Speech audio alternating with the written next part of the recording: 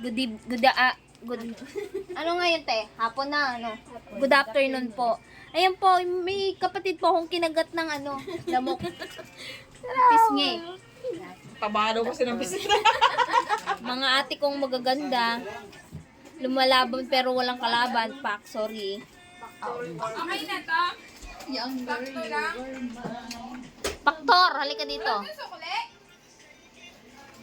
Bakit walang sukli? Dapat pag nagbabalik. Kaya kailangan nagbablog na kasi kami ngayon para kumita kami.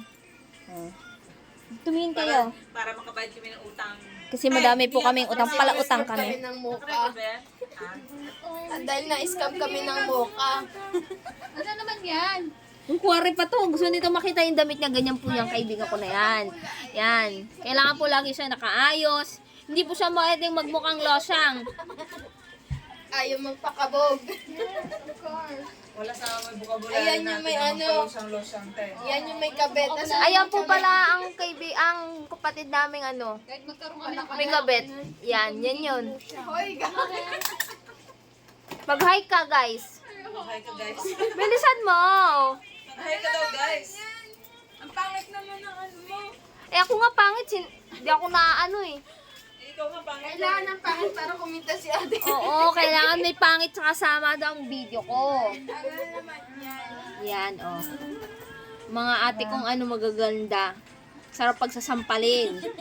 Nanggigigil po kami. Ito ang pinakabunso namin, pero ano, parang wala lang yan. Hindi napansinin yan.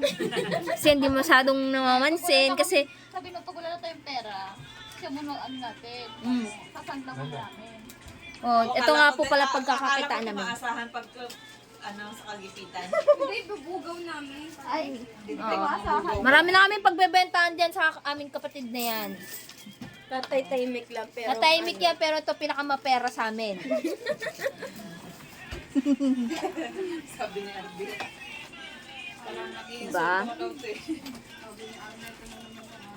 Antayin nyo na po yung susunod na vlog namin kasi ngayon mukha wala pa rin kwenta yung mga ano namin, content namin. Pero ayusin namin, ano, everyday, gagalingan namin. Bye guys! Magbabay naman kayo, mawala kayong kwenta.